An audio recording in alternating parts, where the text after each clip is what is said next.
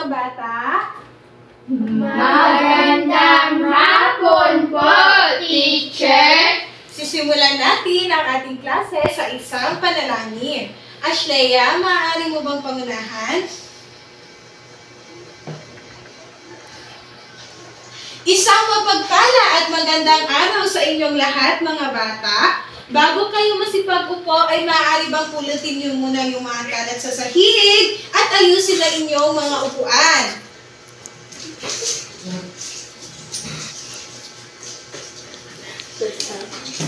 Kung maayos na ang lahat, ay maaari na kayong masipag-upo. Para sa araw na ito, mga bata, ay nais kong tingnan ninyo ang inyong mga katabi, tumingin sa ating kanan, ating kaliwa, gayon din kung may tao sa ating likuran at sa ating unahan. At batiin natin sila ng isang magandang araw. Ayan, batiin nyo na ang inyong tapos yung batiin ng inyong mga katabi, ay nais ko kayong tanungin kung may lumiban ba para sa araw na ito, mga bata? Wala po, teacher. Mahusay kung walang lumiban sa araw na ito dahil ito ay isang hudyat na maaari na tayong magsimula sa ating talakayan. Bago yan ay nais ko munang basahin ninyong lahat ang ating mga alitutungin sa loob ng klase. Mga bata, basahin lahat ng sabay-sabay, makinig, Makinig na mabuti, maupo na maayos. Itaas ang kanang kamay kung may katanungan o nais na sumagot. Huwag maingay sa loob ng klase.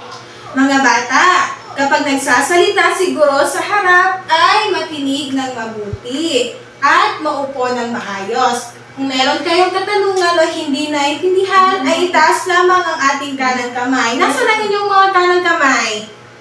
Nasaan? Okay. At huwag mag-ingay sa loob ng klase. Nagkakaintindihan ba tayo, mga bata? Opo! Okay. Magaling! Bago tayo magsimula, ay mayroon akong inihandang talaan ng puntos na pinamamagatan kaninong grupo ang may pinakamaraming lobo.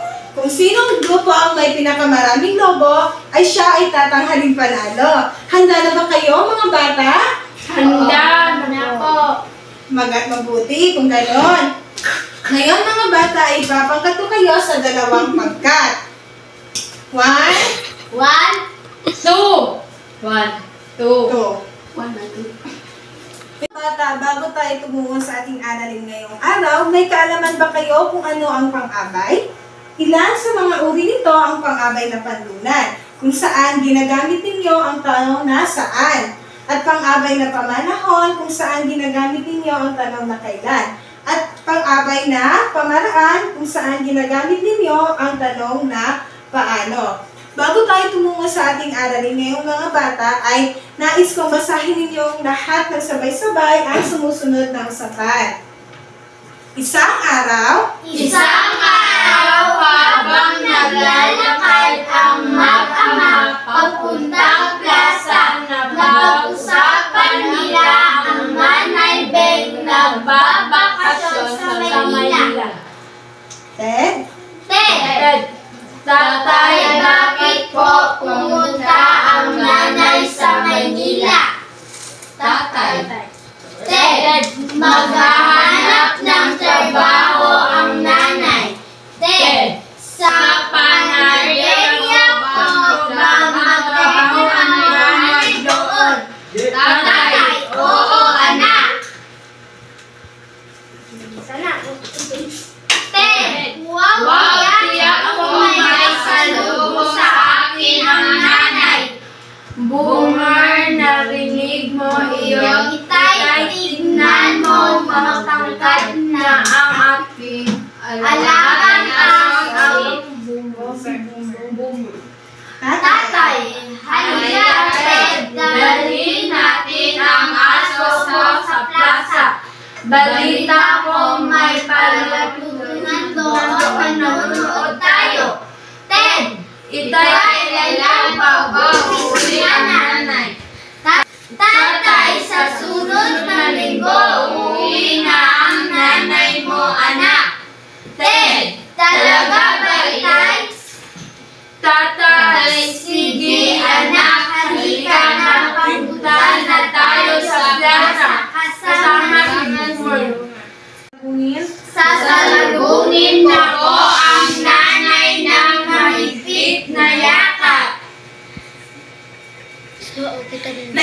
Naintindihan niyo ba ang usapan, mga bata? Opo! Dahil naintindihan ninyo ang usapan, ay magkakaroon tayo ng aktibidad na tinatawag na pasahan ng bola. Ipapasa ang bola sa tabi habang umaawit. Pagkatigil ng awit ay kukuha siya ng isang pirasong papel, babasahin niya ang tanong at ito ay sagutan. Handa na ba kayo, mga bata? Opo! Mabuti kung handa na kayo. Masipagtayo na kayong lahat para sa ating aktibidad. Sisimulan na natin ang ating aktibidad.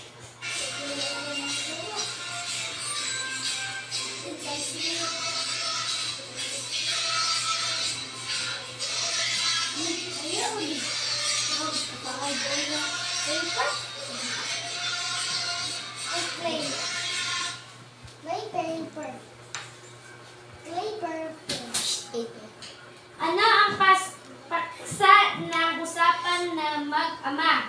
Pagbabakasyon ni Nanay Beng. Tama. Nasaan ang bola? Go, batin niyo.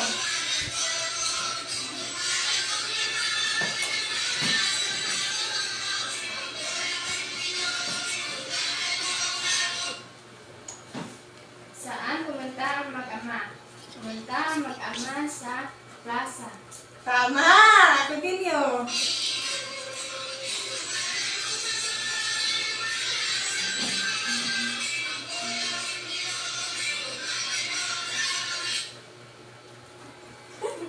Okay. Kailan meet si Nanay Beng?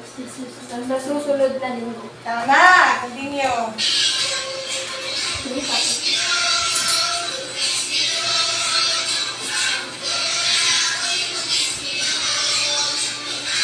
Paano sasalubungin ni Ted ang kanyang nanay? Sasalubungin niya ang kanyang ng mahigpit na yakap. Tama. Naintindihan niyo ba lahat, mga bata? Lahat ang ating layunin para sa aralin dito.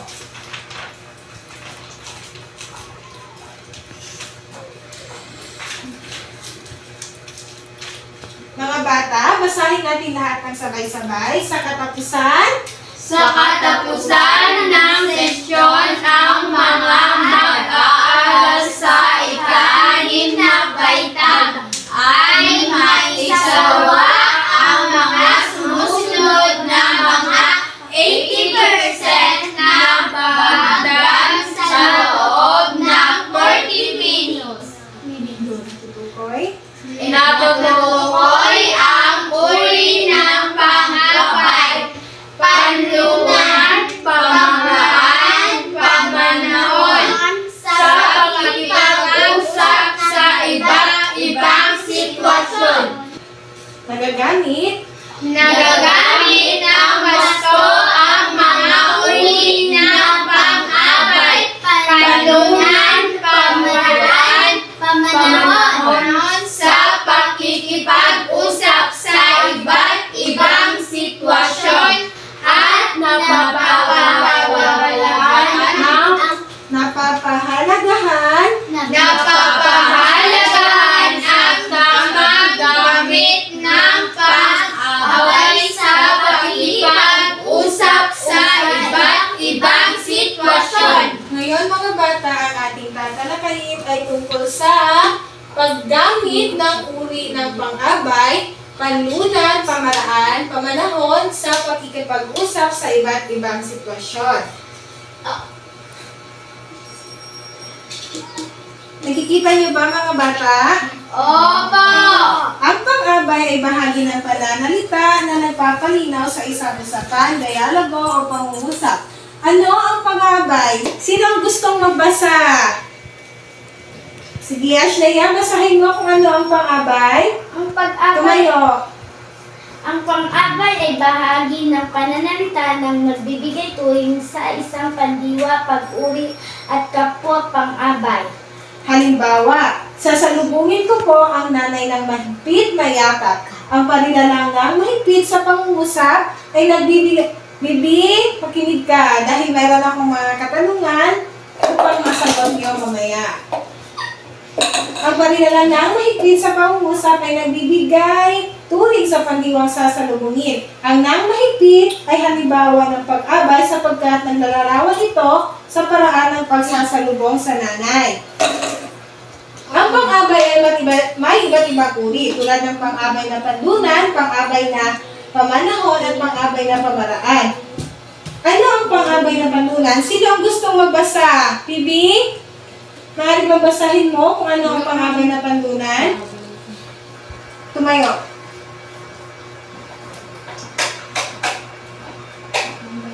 Ang pang-abay na panlunan ang Ashley, maupo ka tawag naman. sa pang-abay na nagsasad ng lugar na pinangyarihan ng kilos. Sumasagot ito sa tanong sa saan. Sumasagot ito sa tanong na saan. Halimbawa, saan magtatrabaho ang nanay doon? Sa panaderia magtatrabaho ang nanay. Ang sa panaderia ay halimbawa ng pang-abay na panlunan dahil sumasagot ito sa tanong na saan. Ang pang-abay na panlunan ay sumasagot siya sa tanong na saan. Yan lamang ang inyong tatandaan. Pag sumasagot sa tanong na saan, ito ay pang-abay na Panlunan. Tama. Ngayon, ano naman ang pang-abay na pamaraan? Mudyang, maaari bang basahin kung ano ang pang-abay na pamaraan? Ang pang-abay na pamaraan ay naglalarawan kung paano isagawa ang kilos. Sumasagot ito sa tanong na paano.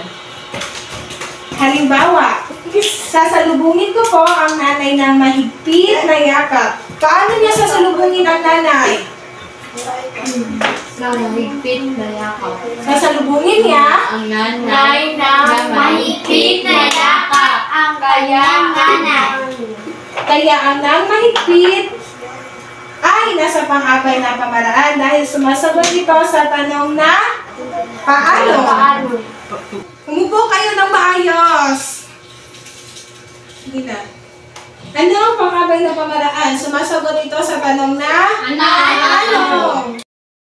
Ngayon, sino ang gustong magbasa kung ano ang pang-abay na pamanahon? Okay, Musa, maaari mo mabasahin kung ano ang pang-abay na pamanahon? Pang-abay na pamanahon ay nagsasad kung kailan nangyari ang kilos. Sumasagot ito sa tanong na kailan. Halimbawa, sa susunod na linggo, uwi ang nanay mo, anak. Kailan uwi ang nanay niya? Sa susunod namin ang nanay niya. Ang sa susunod na linggo ay halimbawa ng pang-abay na pamanahon dahil sumasagot ito sa tanong na kailan. Tandaan nyo, ang pang-abay na pamanahon, sumasagot ito sa tanong na kailan. Ngayon mga bata, naintindihan niyo ba kung anong uri ng mga pang-abay? Ito ay pang-abay na panlunan. Ang palunan ay sumasagot sa tanong na Saan? Ano naman ang pang-abay na pamaraan? Sumasagot ito sa tanong na paano. Galing. Ngayon, may itatanong ako. Sino sa inyo ang makapagbigay kung ano ang ibig sabihin ng pang-abay na panlunan? Sumasagot ito sa tanong na, itaas na mga kamay. Teacher, saan? Saan? Sumasagot ito sa tanong na Saan? tama. Dahil tama ang inyong sagot, bibigyan ko ang inyong pangkat ng isang lobo. Saan ka pangkat na bibigyan? Bilang.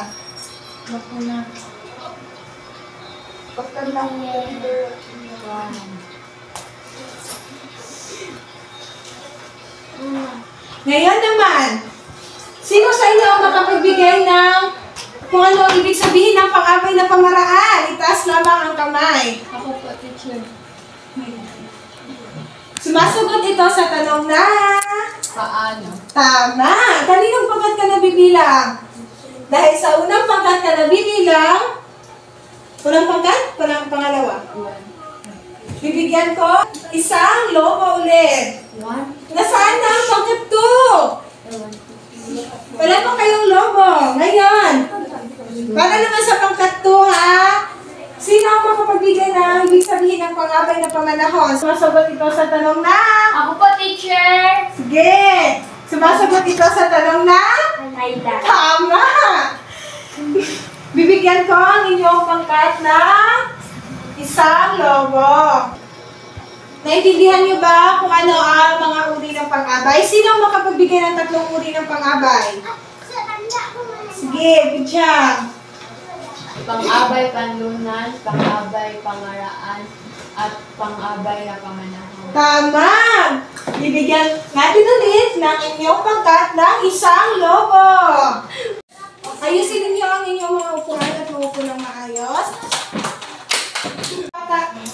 Ngayon mga bata, ay mayroon akong inihandang aktibidad para sa inyong pagkatandawain.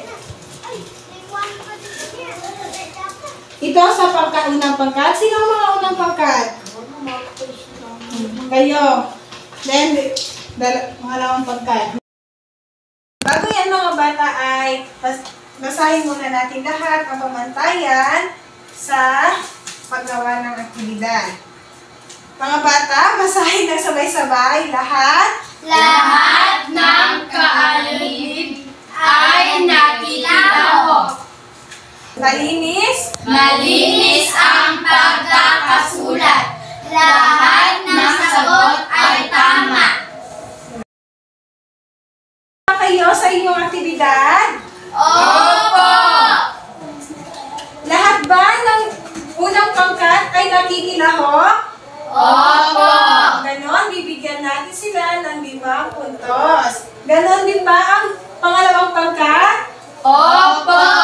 Bibigyan din natin sila ng 5 puntos. Malinis ba ang pagkakasulat ng unang pangkat? Opo! Ang galing! Ganon din ba ang pangalawang pangkat? Opo! Lahat ba ng sagot ay tama? Opo! Ganon din ba ang pangalawang pangkat? Opo! Dahil dyan ay maroon kayong tig-15 puntos. Dahil lahat kayo ay nakakuha ng tig-15 puntos, ay mayroon kayong tig-3 lobo.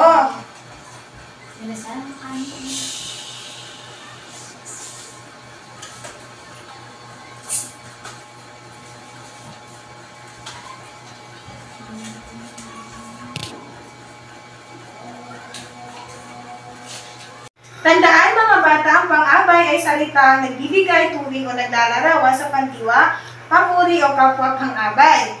Ang pang-abay may mga uri tulad ng pang-abay na panlunan, pamaraan at pamanahon.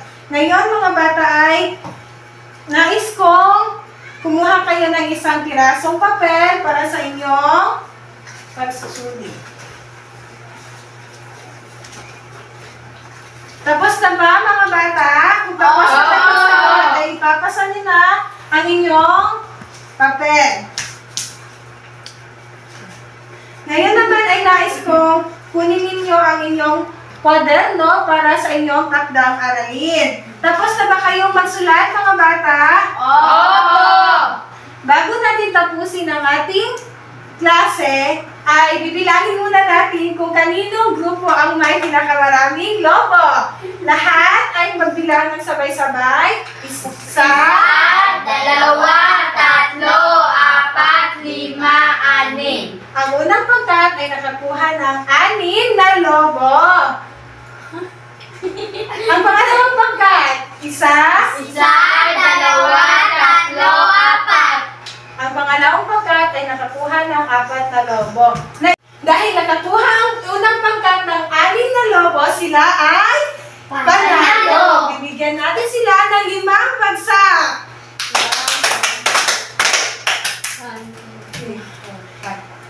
Ngayon din ang pangalawang pangkat dahil magagaling din sila. Bibigyan natin sila ng 3 bagsak. Yan naman po lahat para sa araw na ito. Paalam!